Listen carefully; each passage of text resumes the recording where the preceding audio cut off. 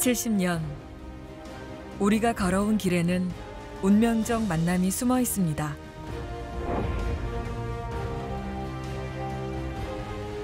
잿더미 속에서 도움이 절실했던 시기, 유네스코는 전쟁의 상처를 딛고 일어서는 한국에게 든든한 힘이 됐습니다. 빈손으로 출발한 우리가 놀라운 발전을 이루어내기까지 기적의 동반자였습니다. 교육을 통해서 그야말로 그 만인에게 공평한 교육이란 그것 하나로 이렇게 국력을 키운 우리나라가 이제는 유네스코의 그 중요한 동반자가 되었습니다. 유네스코에서 여러 가지 그 재정 지원을 한 이런 교과서를 가지고 공부를 해서 내가 유엔 사무총장까지 됐다. 이렇게까지 얘기를 하니까 사람들이 좀 우선 감동을 느끼죠. Je dirais que la Corée est parmi les pays les plus attachés, parmi les pays qui ont toujours apprécié la contribution de l'UNESCO pour la paix. 우리는 도움을 받기만 하는 국가에 머무르지 않고 유네스코가 의지할 수 있는 회원국으로 발돋움했습니다. 한국과 유네스코가 함께 걸어온 기적 같은 여정. 기억하고 간직해야 할 순간들을 만나봅니다.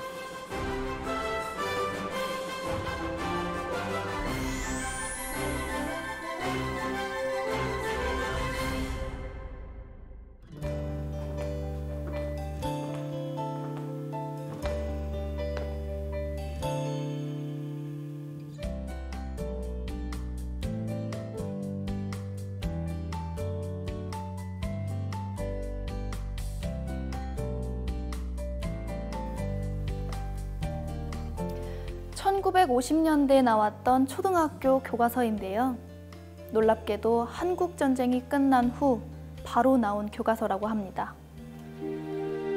오빠인 철수가 학교를 간 사이 심심한 영희는 바둑이에게 놀자고 부릅니다. 학교를 가고 바둑이와 놀던 교과서 속 이야기는 기성세대에겐 소중한 추억입니다. 지금의 대한민국이 있기까지 이 교과서로 시작된 놀라운 인연, 그리고 소중한 기억을 만나보겠습니다. 해방 이후 3년 만에 대한민국 정부를 수립했습니다. 새로운 시대가 열렸지만 먹고 사는 문제조차 어려웠던 시절. 그때 우리는 최빈국에 살았습니다. 항구에 쌀과 밀가루를 가득 실은 배가 도착합니다. 국제사회에서 보내온 원조물자인데요. 모든 게 부족하고 한없이 힘겨운 시절에 국제원조는 배고픔을 달래고 생계를 잇는 생명의 창구였습니다. 옷 같은 거, 그다음에 밀가루, 포대로 들어온 밀가루, 그다음에 우유를 이렇게 그냥 그 덩어리가 들어오면서 다 굳어버린 거예요. 그걸 제일 많이 먹었던 것 같아, 우유.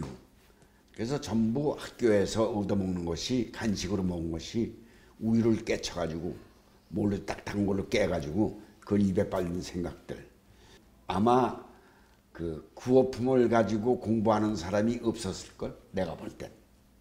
대체적으로 다 받아서 했어요. 하지만 언제까지 국제원조에 매달릴 수 없는 법. 미래를 위한 대책이 필요했습니다. 정부는 국가 발전을 이루기 위해 교육을 최우선 과제로 선정하고 학교를 열어 글 읽는 아이들의 소리가 울려 퍼졌습니다. 1949년 초등학교 6년 의무 교육을 전격 시행한 한국은 아동 취학률이 급속히 올라갔습니다. 그러나 돈과 물자가 턱없이 부족해 한계가 많았습니다.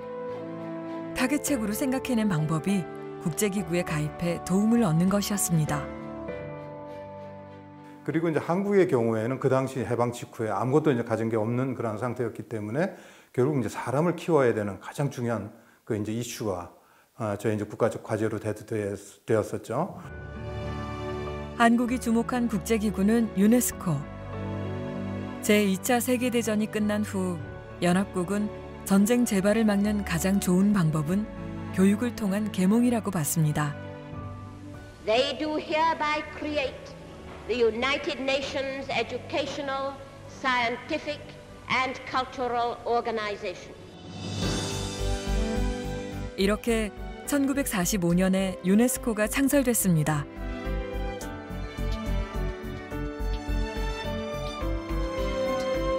유네스코는 모든 이를 위한 교육, 인류에 기여하는 과학, 세계 유산 보호와 문화 발전을 위한 국제 협력을 지향합니다. 이런 유네스코의 이념은 당시 신생국가 한국이 추구하는 국가 발전 전략과 거의 일치했습니다. 유네스코는 교육, 과학, 문화에서 특히 이 교육에 대한 비중이 굉장히 초기에 컸기 때문에 그 유네스코 가입을 굉장히 저희가 희망을 하게 되었던 것 같습니다. 하지만 한국의 유네스코 가입은 순탄치 않았습니다. 유엔 회원국이 아닌 한국은 유엔 경제사회 이사회의 심의를 받아야 했습니다. 다행히 만장일치로 심의를 통과한 한국은 유네스코 가입 신청서가 받아들여져 유네스코 총회로 공이 넘어갑니다. 1950년 이탈리아 피렌체에서 열린 제5차 유네스코 총회. 한국, 인도네시아, 요르단 3국의 가입 안건을 두고 논의가 시작됐습니다. 그런데 한국의 가입을 둘러싸고 논란이 빚어집니다. 냉전이 한창이던 시기 동구권 국가의 반대에 부딪힌 것입니다. 유고슬라비아라는 나라인데 거기는 소련의 위성국가였습니다. 그래서 소련은 북한을 지지하기 때문에 우리가 여기 들어오면은 미국과 소련의 양대 거국의 그 경쟁 중에서 불리하니까 우리가 들어오는 걸 반대하는 생각이 있어서 유고슬라비아는 소련의 눈치를 보느라고 반대를 했어요. 결국 유네스코 총회는 한국 가입건을 두고 거수 표결을 붙이기로 했습니다. 회원국이 한 표씩 행사한 투표 결과 한국은 압도적 지지를 받았습니다. 이런 우여곡절 끝에 1950년 6월 14일 한국은 55번째 유네스코 회원국이 됩니다. 정말 천우신조했다 그럴까? 지금 돌이켜보면 하늘이 도운 것 같아요. 그때 반대했으면 못 들어가는 거거든요. 우리는 유네스코에 당당히 들어갈 수 있던 것이 정말 늘 얘기하는 천우신조해서 하늘이 도왔던 것 같아요. 이런 생각이 들죠. 그러나 유네스코 가입 후 11일 만에 전쟁의 포화에 휩싸인 한국. 전선의 이동에 따라 피난민 행렬이 이어졌습니다. 피난 중에도 교육열을 불태우는 한국인들에 감동한 유네스코는 전쟁 중에도 한국 지원을 아끼지 않았습니다. 배워야 산다. 그래가지고 해방 직후의 분위기는 그저 학교를 누구든지 가야 된다. 그런 분위기가 넘쳤을 때이기 때문에 전쟁 중에도 공부를 했고 그거를 뭐 기특하게 봤다고 그럴까? 그러니까 좋게 본 유네스코에서 열심히 도우려고 애를 썼죠. 드디어 3년여간의 한국 전쟁이 끝났습니다. We have stopped the shooting. That means much to the fighting men and their families. 전쟁이 끝나자마자 유네스코는 서둘러 한국위원회를 설립합니다. 가입 후 4년 만입니다. 이제 유네스코는 한국위원회를 중심으로 초토화된 한국을 다시 일으켜 세우는 일에 가장 먼저 집중하게 됩니다.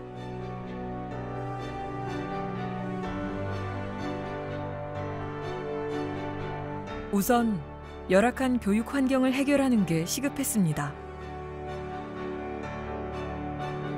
1954년 서울 영등포구에 새 건물이 들어섰는데요.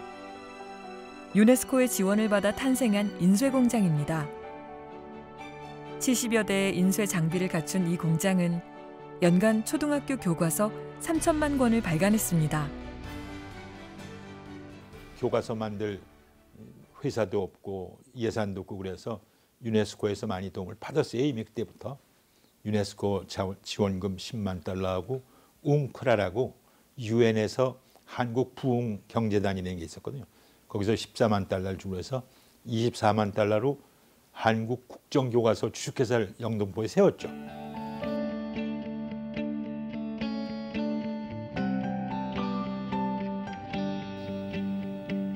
우리나라 교과서의 역사를 한눈에 볼 수 있는 박물관.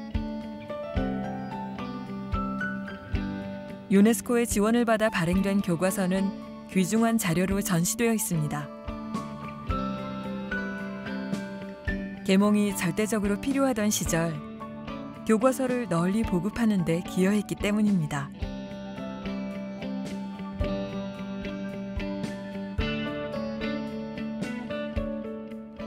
예를 들면은 유네스코와 웅크라로부터 종이를 기증받아가지고 인쇄를 하게 되었다라는 정보를 주고요.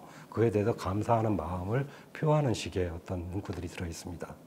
그리고 그 인쇄 기계를 기증받은 이후에는 인쇄 기계를 기증받아서 도움받아서 그것으로 인쇄를 했다라는 정보를 넣고 있습니다.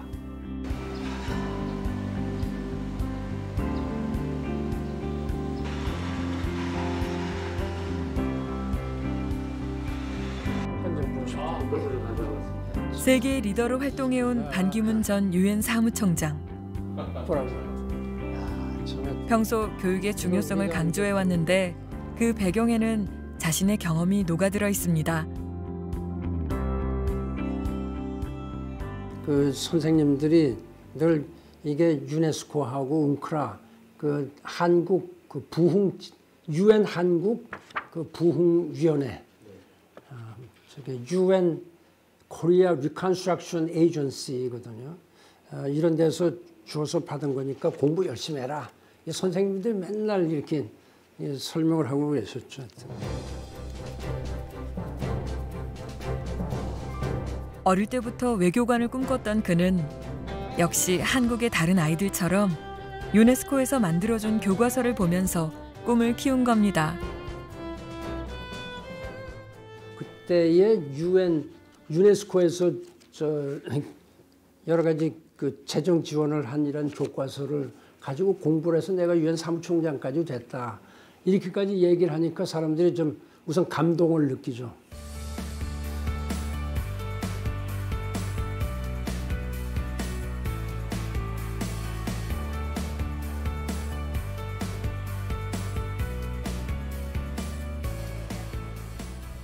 (2012년) 파리의 유네스코 본부에서 뜻깊은 행사가 열렸는데요. 반기문 전 유엔 사무총장이 1956년 발행된 교과서를 기증하며 유네스코가 한국에서 펼친 교육의 중요성을 널리 알렸습니다. A child that was holding this book in 56 became a Secretary General of the United Nations. It's wonderful. Wherever I went, particularly in developing worlds, I have been asked without fail, what's the secret of Korean people and government of having such a successful development in just a matter of one generation?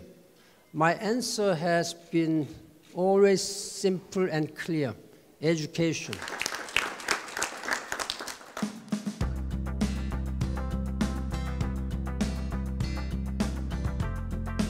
(1959년) 서울 명동 한복판. 새로운 건물이 착공 계획을 알리며 화제가 됐습니다. 당시로선 고층 건물인 13층 유네스코 회관이 건설을 시작했습니다.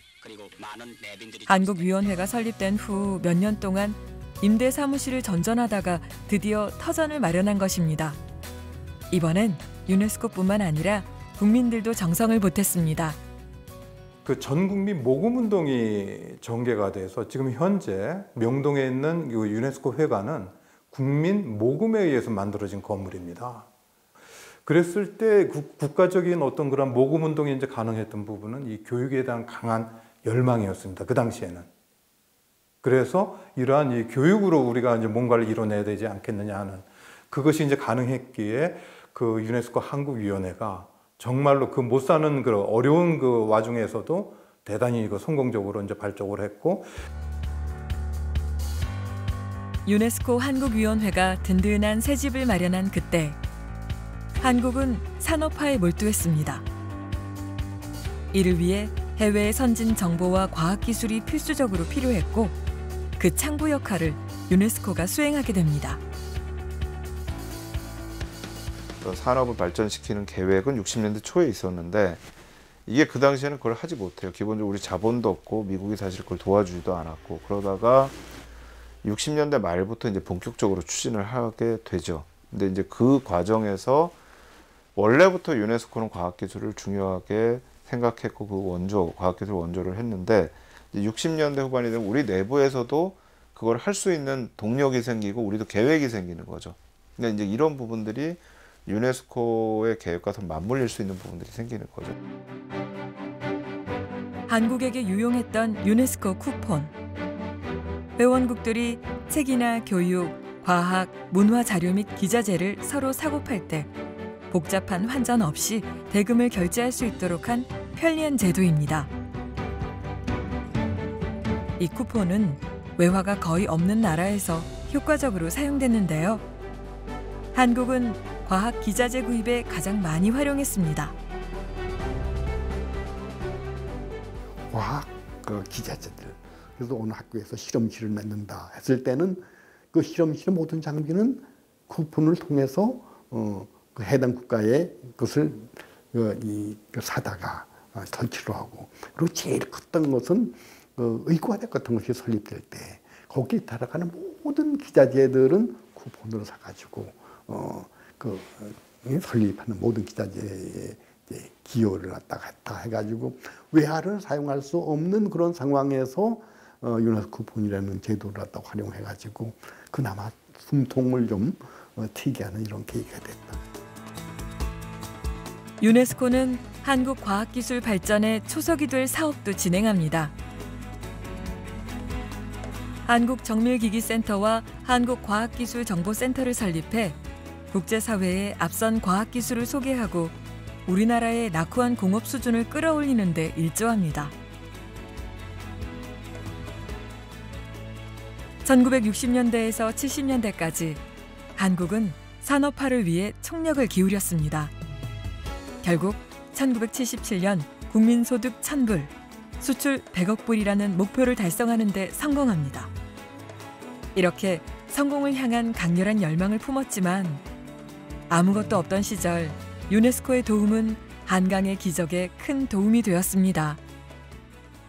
그러니까 유네스코가 교육과 과학과 문화의 국제 교류를 통해서 그 세계 공동체의 공영, 번영을 추구한다 하는 그 이념하고 그리고 우리나라가 이렇게 성장을 하면서 과학을 비롯한 그 교육하고 기술, 산업화 이런 것이 결국 동력이 돼서 한국이 그렇게 성장을 할 수 있었던 것이고 세계 경제권 10위권에 근접하는 그런 나라가 될 수 있었던 것이죠. 경제 규모가 커지며 86년 서울 아시아 경기대회를 개최할 정도의 국력을 보여준 한국. 세계 변방에서 중심으로 나아갈 준비를 시작합니다. 유네스코에서도 우리의 목소리를 내고 국제사회에 공헌하기 위해 변화를 꾀하는데요. 바로 집행이사회 진출입니다. 집행이사국이 이제 되게 되면은 제일 중요한 것은 유네스코에 대한 모든 공식, 비공식 그 정보를 획득을 할 수 있다는 것입니다. 그래서 첫 번째로는 이 정보에 대한 이 접근이 뭐 거의 절대적으로 이제 확대가 된다 하는 측면이고, 두 번째는 유네스코 사무국의 여러 가지 이제 정규 인력들, 전문가들이 많이 있지 않습니까? 이들과 항상 밀착적인 관계를 갖기 때문에 실질적으로 유네스코에 대한 영향력을 아주 크게 행사를 할 수가 있습니다. 1987년 아시아 지역 회원들이 집행이사국을 선출하기 위해 모였습니다. 한국을 포함해 3나라가 출마한 상황. 그때까지 이사회에 가입을 못하고 있었는데 제가 들어오고 난 그 모는 동안에 다시 이제 한번 트라이 하자 해가지고 신청을 했어요. 이북의 대표가 이제 참석을 했어요. 그 회의에. 그래가지고 한국이 되는 거는 자기네들 불편하다 말이에요. 뒤에서 자꾸 공작을 하는 거예요. 냉전 시대에 대립이 있었지만 회원국들은 한국의 손을 들어줬습니다. 이로써 유네스코의 집행이사회에 한국이 첫 선출됩니다. 원조에 의지하던 처지에서 최고 의사결정기구에 진출하게 된 겁니다. 그 유네스코의 이제 의사결정 구조는 우리가 크게 이제 삼각 구조라고 얘기를 하는데 유네스코 총회, 유네스코 집행위원회, 유네스코 사무국 이런 그 3자가 이제 활동을 하게 됩니다. 그래서 이 총회는 최고 의사결정 기구고 그 대신 그 2년에 한 번밖에 안 열립니다. 그리고 그 총회의 그 결의를 위임받아서 활동하는 것이 유네스코 집행위원회입니다. 사실상 최고 의사결정 기구는 그 집행위원회라고 볼 수가 있겠죠. 이후 30년 가까이 유네스코 집행이사회의 지위를 누린 한국. 국제사회에 한국을 확실히 인식시키는 계기가 됐습니다. 특히 2017년 집행이사회를 이끄는 의장을 배출하며 외교적 쾌거를 거뒀습니다. 제가 지난 2년간 집행이사회 의장에 선출된 것도 우리나라가 그동안에 쭉 축적해온 유네스코에서 그 활약했던 거 활약상이라 했지, 그 국가 브랜드라 했지, 국가 이미지, 대한민국 출신 대사를 집행이사회 의장으로 선출을 하게 되면은 우리 유네스코가 좀 더 효과적이고 효율적으로 집행이 되지 않겠느냐 하는. 그래서 거기에서 참 제가 개인적으로 참 국가의 힘이 굉장히 크구나. 또 그만큼 유네스코 내에서 우리나라 역할이 커지고 이상이 높아졌다 하는 것을 느꼈습니다. 유네스코에서 당당히 리더십을 발휘하게 된 한국. 이젠 유네스코의 핵심 국가로 발돋움하고 있습니다. 1954년 한국의 분담률은 미화 약 12,300달러로 스리랑카와 비슷한 규모였는데요. 2019년엔 10번째로 많은 약 740만 달러의 분담금을 기록, 가입 70년 만에 600배 넘게 증가했습니다. 정규 분담금하고 자발적 기여금 이렇게 나눠져 있거든요. 그 지원하는 방식이. 정규 분담금은 하나 의무적으로 내야 하는 국력에 따라서. 그래서 정규 분담금 같은 경우는 유엔에서 정해줍니다. 자발적 기여금 분야는 정말 더 놀랍습니다. 원조를 받아가지고 이제 부강한 국가가 됐으니 우리 한국 국민들 그리고 우리 한국 정부에서는 이제는 국제사회에 보답할 시기다. 특히 교육 강국이기 때문에 교육 분야에 굉장히 그 지원을 많이 하고 있습니다. 한국의 국제사회 기여는 분담금 증액만이 아닙니다. 교육을 통해 국가를 재건하고 평화를 만들어낼 수 있다는 유네스코의 이념을 실천하기 시작합니다.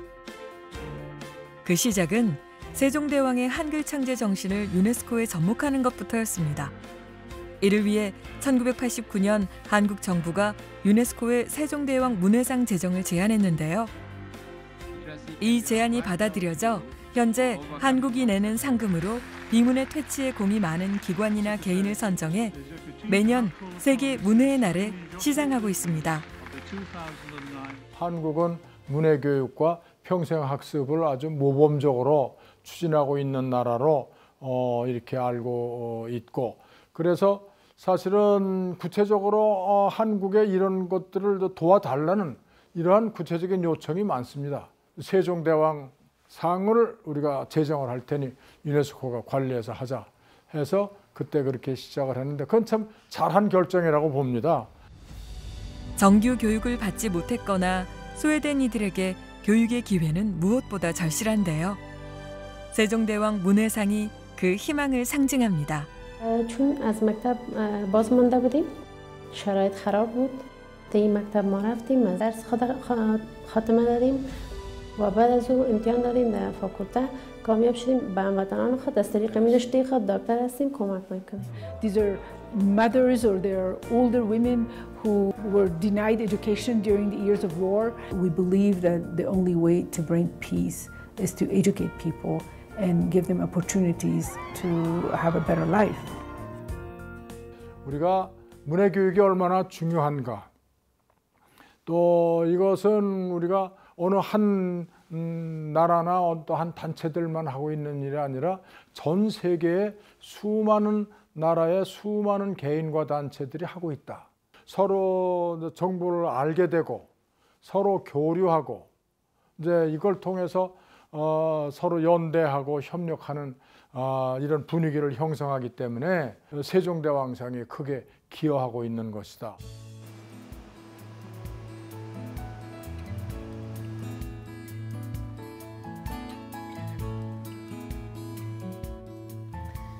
누구도 소외받지 않는 교육을 위해 한국은 아프리카와 아시아 저개발 국가의 교육을 지원하고 있는데요. 인도에서 보내온 구다의 편지를 하나 소개하겠습니다. 공부하러 오라는 선생님의 말이 제 귓가를 맴돕니다. 다시 학습센터에 다녀야겠다는 결심을 하게 됐죠. 겨우 내 이름을 쓰게 된 것뿐인데 내 세상은 이미 변화하고 있어요. 매일 내 삶을 새롭게 칠하고 있어요. 그를 알기 전과 후의 세상이 얼마나 다른지 우리는 알고 있습니다. 교육의 기회를 얻지 못했던 사람들에게 계속해서 희망의 빛이 되기를 기대합니다. 한국은 모두를 위한 교육이라는 목표로 유네스코의 문해교육을 이끌고 있습니다. 2010년부터 가동된 유네스코 브릿지 프로그램. 유네스코 본부에서 하는 세종대왕 문해상과 별개로 유네스코 한국위원회에서 직접 저개발국의 문해와 교육을 지원하는 사업입니다. 눈에 보이는 변화가 나타난 아프리카 보츠와나. 오지 마을에 세운 지역 학습센터인데요. 이곳은 가장 가까운 학교가 10km 넘게 떨어져 있어 학교를 다닐 엄두를 내지 못했습니다. 지역 학습센터가 세워진 후 아이들은 교실에서 읽고 쓰기를 배우며 꿈을 키워가고 있습니다. 브릿지 프로그램은 교육의 기적을 보여주고 있습니다. But with the coming of the Bridge Botswana project, that hope was birthed in their hearts. And that is the reason why we are seeing an increase in enrollments. A lot of learners are registering and they are continue to benefit from education. We have a number of them graduating from Mount Hate to other senior schools in the nearby villages. And it is because of the hope that was initiated in them through the Bridge Africa project.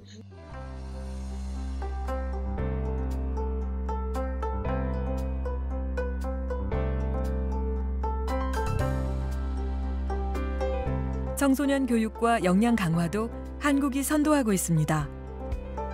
유네스코 국제무예센터가 펼치고 있는 무예 열린 학교. 한국 정부와 유네스코의 협정으로 탄생한 국제무예센터는 전 세계를 다니며 우리나라의 전통 무예를 알리는 건 물론이고 유네스코가 지향하는 교육을 실천하고 있습니다. 유엔의 지속가능 발전 목표 중에 저희가 이제 건강을 위한 양질의 교육 제공 그리고 양성 평등 달성이 있습니다. 그래서 저희가 추구하는 목적은 이 목표에서 그 양질의 교육은 양질의 무예 교육이 될 것이고 양성 평등의 경우에는 이 무예 수업에 여성들을 참여시키는 걸로 저희가 목표 달성을 하고 있습니다. Everybody, we can do it! We can do it! We can do it! 낯선 태권도 동작을 따라하는 학생들의 얼굴에서 웃음이 떠나지 않는데요. 특히 현지 여학생들이 처음 경험하는 무예 시간은 건강한 체력은 물론 자신감을 불어넣어주는 효과를 발휘합니다.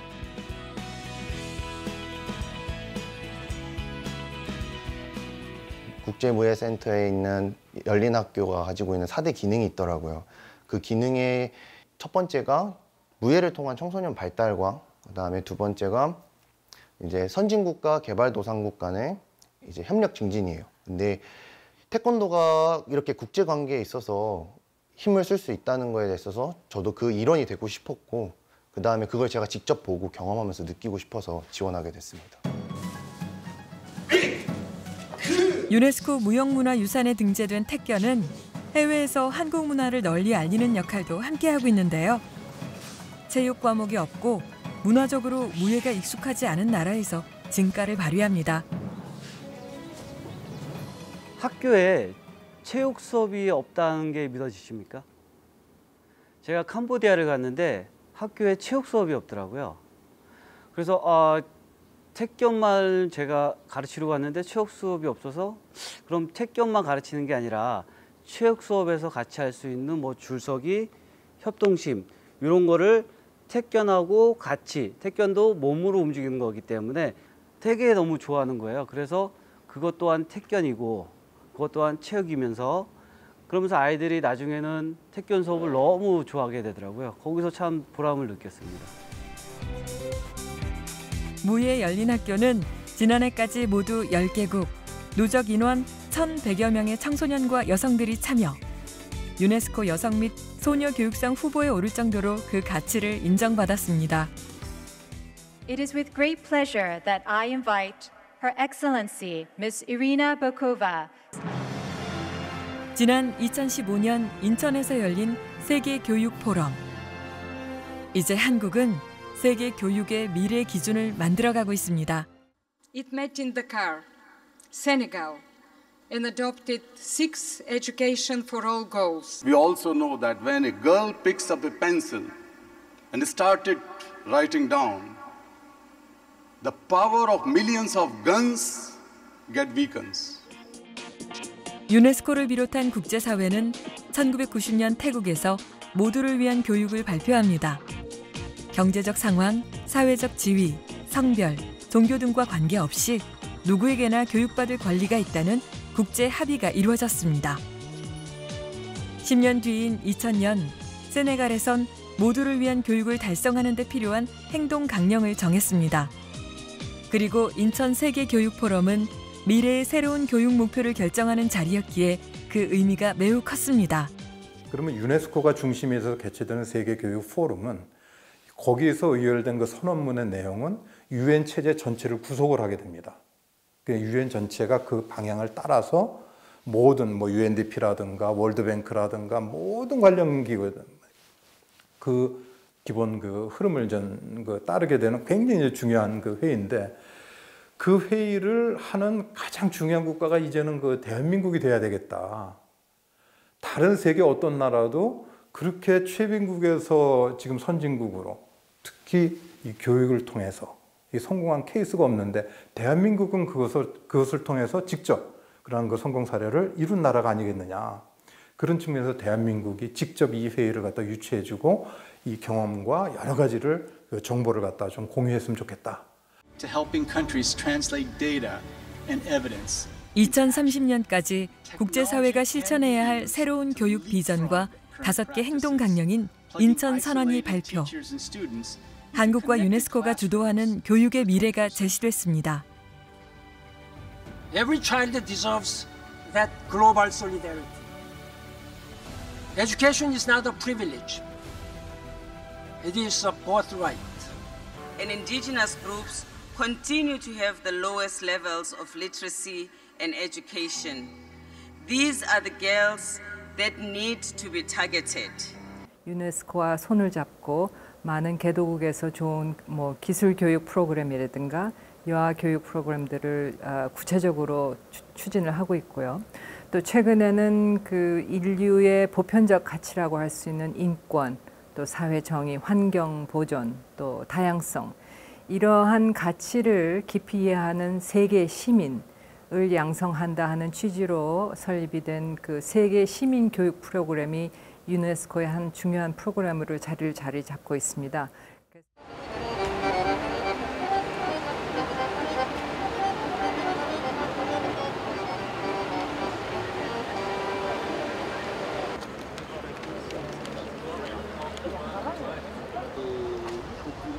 이리나 보코바 전 사무총장은 한국의 유네스코 활동이 세계를 선도한다고 말합니다. Les ONG, les universités, le système éducatif, les experts dans le domaine de la culture, ils ont vraiment embrassé les valeurs de l'UNESCO, adoptées sur l'égide, sur le leadership de M. Ban Ki-moon, encore une fois en 2015. Bien évidemment, c'était l'éducation, Et à Incheon, on a organisé la grande conférence, le grand forum sur l'éducation, dont on a adopté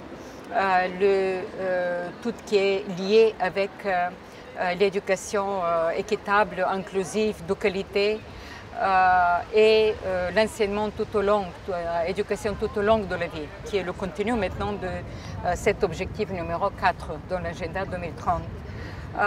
Et c'était encore une fois la Corée qui était là pour soutenir cette vision différente de l'éducation dans le monde. Après, bien évidemment, c'est la culture.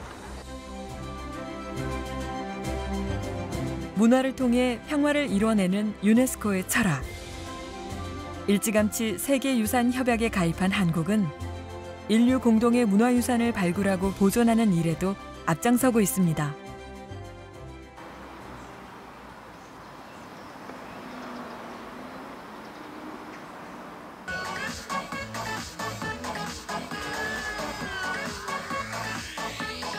안녕하세요. 이지연입니다.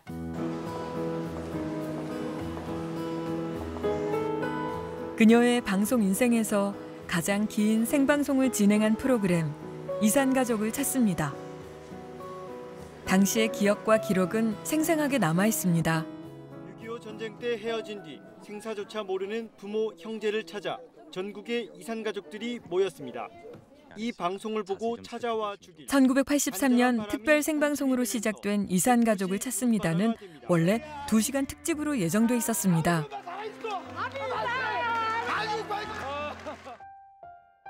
처음에는 그게 그렇게 긴 시간 생방송을 하리라고 생각도 못 했었어요. 처음에 그냥 6.25 특집 방송으로 일회성으로 했던 것이 밤에 긴급 편성을 해서 2시간짜리가 4시간이 되고 4시간짜리가 6시간이 되고, 왜냐하면 전국에서 너무 몰려오시는 거예요. 전화만 오는 게 아니라 직접 또 달려오시니까 이분들 한 분 한 분 다 사연을 소개해야 되겠다 싶으니까 138일 동안 했어도 다 소개를 못 해드렸어요.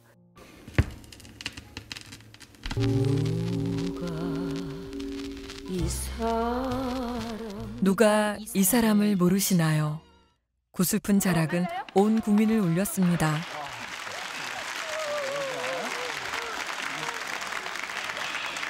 엄마랑 나왔어? 혼자 나왔잖아. 그래, 나도 혼자 나왔어.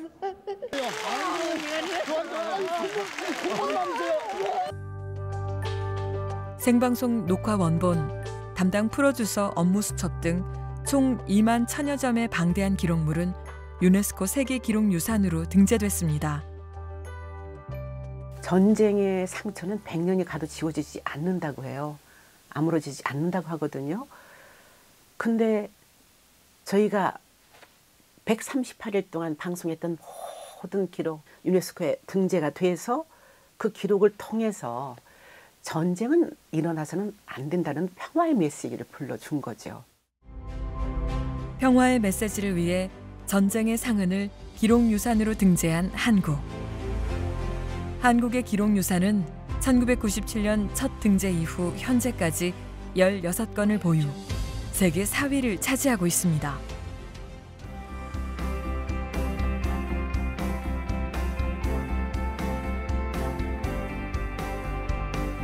현존하는 세계 최고 금속 활자본인 불조 직지심체 요절, 유네스코 세계기록유산인데요. 고 박병선 박사가 프랑스 국립도서관에서 발굴하며 알려졌습니다. 기록유산에 대한 우리의 자부심은 독보적인 상을 제정하게 되는데요. 바로 유네스코 직지상입니다. 금속활자를 비롯한 그 기록 매체 분야에서 청주시가 전 세계적으로 공헌할 수 있는 분야에 대한 고민을 했고 2002년 그 유네스코 한국위원회와 직지상 제정을 합의를 했습니다. 그래서 그 2003년 외교부를 통해서 유네스코 본부에 직지상 제정을 요청을 했고 2004년에 유네스코 집행이사회에서 유네스코 직지상이 제정됐습니다.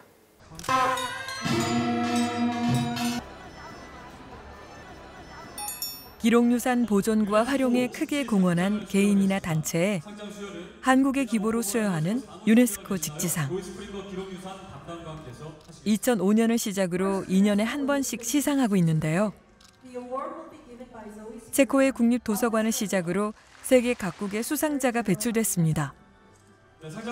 유네스코 직지상은 세계 기록유산의 유일한 상입니다.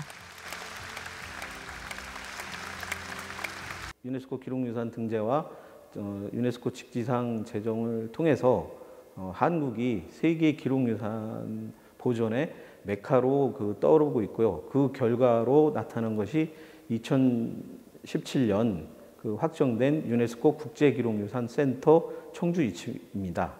한국이 기록유산 보존과 발전 매체 분야에서 선도적인 역할을 전 세계에 공헌해야 함을 느끼는 것이 가장 큰 변화라고 생각합니다. 한국은 유네스코의 세계유산 보존에 적극 동참하며 현재 50건의 지정 유산이 등재돼 있습니다. Et encore une fois, le Corée était là pour nous soutenir. Parce que j'ai été toujours fascinée par le Corée, un pays avec une histoire, un patrimoine riche, ancien, fier de sa culture et de son patrimoine, mais en même temps moderne, avec les technologies, avec des sociétés, avec une éducation qui est vraiment au bout de tout qui sont l'innovation, la créativité aujourd'hui. Et cette mélange, cette, je dirais, réconciliation entre la modernité et l'histoire et le patrimoine est fascinant. Et ça m'a toujours beaucoup impressionné. 적극적인 유네스코 활동은 우리나라의 실리를 위해서도 필요합니다. 최근 일본의 메이지 시대 산업유산 23곳을 소개하는 산업유산정보센터가 역사 왜곡 논란의 중심에 섰는데요. 어떻게 된 일일까요? 2015년 세계유산위원회에서 일본 근대 산업시설이 세계유산으로 등재됐습니다. 그러나 일본 근대 산업시설에는 잊어선 안 되는 역사가 담겨 있습니다. 등재된 23곳의 시설 중 7곳에는 한국인과 중국인 연합군 포로가 강제 동원됐고 이를 명확하게 밝히느냐가 등재 여부의 관건이었습니다. 최근 그 추세는요. 문화유산을 등재함에 있어서도 그 전체적인 역사, 그걸 같이 녹여내라 하는 게 유네스코의 희망이고 또 의무적으로 부과하는 사항입니다. 그래서 이런 면에서 23개에 해당하는 그 산업군을 세계유산, 세계유산이라는 게 인류 공동유산 아닙니까? 일본만의 유산이 아니거든요. 그래서 그중에서 7개는 특히나 우리 한국 등 그 인접국하고 밀접히 관련된 문제인데 이게 사전 협의랄지 인폼 같은 거 없이 바로 그걸 했다는 것은 그 인근 설린 인근 국가들의 그 국민 감정을 너무 도외시한 그런 좀 잘못된 결정이 아니었느냐. 당시 한국의 강력한 문제 제기에 세계유산위원회는 각 시설의 전체 역사를 이해할 수 있게 하라며 권고했고 일본은 이를 받아들였습니다. Japan is prepared to take measures that allow an understanding that there were a large number of Korean. The government of the Republic of Korea has decided to join the committee's consensus decision on this matter. 저쪽도 상당히 급했죠. 23개 유산군이면은 우리로 치면은 많은 지자체들이 관여돼 있지 않겠습니까? 그래서 이게 만약에 등재가 안 된다든지 연기가 된다든지 하게 되면은 아마 국내 정치적으로도 상당히 그 타격이 컸을 거예요. 그래서 우리 한일 양자 협의를 통해서 나름대로 또 자기들도 하고 해서 타협안을 만들려고 노력을 한 거죠. 그래서 매스컴에도 많이 소개가 됐습니다마는 우리 입장이 상당히 강하게 반영된 문안을 일본 정부 측에서 받아들일 수밖에 없었던 상황이다. 하지만 등재 이후 일본 대사가 언급했던 강제 노역이란 표현은 일본의 산업을 지원한 한반도 출신 노동자로 인포메이션 센터의 설립 취지 역시 희생자를 기리는 것에서 산업유산 보존으로 변경됐습니다. 우리 21개 WHC 이용국들이 이건 사실하고 틀리다 해서 다시 한번 결정문안에 못을 박았습니다. 이건 국가 간의 약속이기 때문에 이건 안 지키게 되면은 그야말로 국가 그 신뢰에 관련된 아주 문제라고 저는 엄중하게 보고 있습니다. 유네스코 등의 국제기구에서 우리가 충분한 기여를 하며 발언권을 키워야 하는 이유입니다.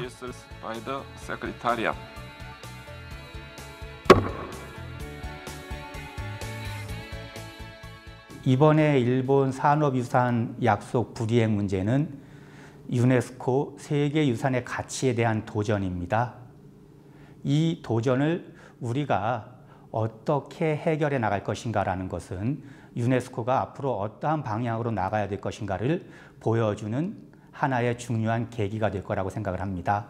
한국이 유네스코가 가지고 있는 가치를 재확인하고 이 가치를 어떻게 지켜나갈 것인지를 주변 국가 그리고 모든 국제사회와 함께 소통하고 논의를 해야 될 것입니다.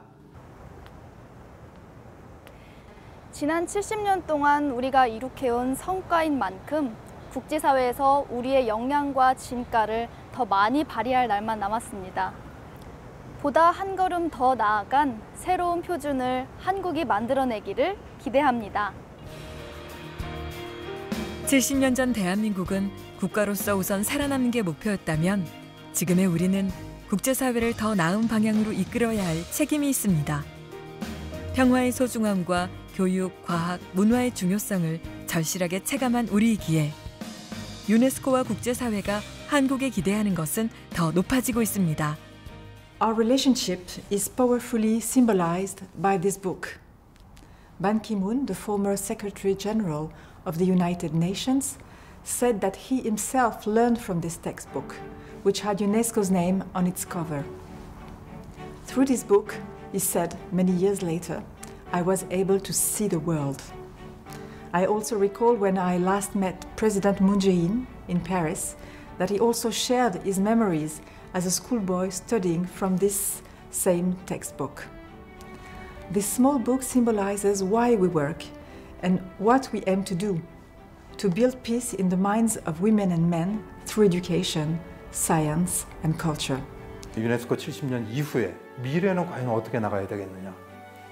저희는 그 세계적인 어떤 협력 모델을 한국적 모델을 좀 만들었으면 좋을 것 같습니다. 수직적인 관계가 아닌 수평적인 동방자 관계로 발전이 될 수 있도록 저희가 정말 모든 분야에서 깊이 있고 겸손한 자세로 충분한 준비를 하는 것이 필요하지 않나 하는 생각이 듭니다.